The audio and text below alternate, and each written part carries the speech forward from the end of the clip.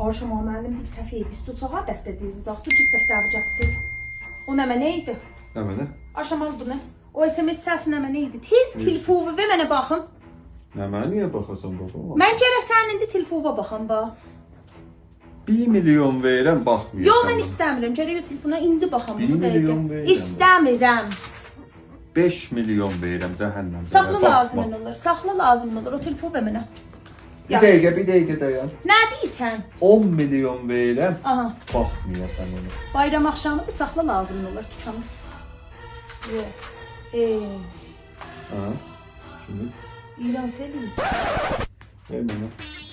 Ərvə etimadın olsaydı bayram axşamı 10 milyon sahib olmuşdun, getmişdin xəridə. Mən dedim. Bütün etimadın yox idi. Yo, varımdı. Şumarı kartımı büyüsən də, hə, getmə. Etimadın Getmə. yox idi. Mən ölüm, getmə, Ərvə gələsin. etimadın yox idi.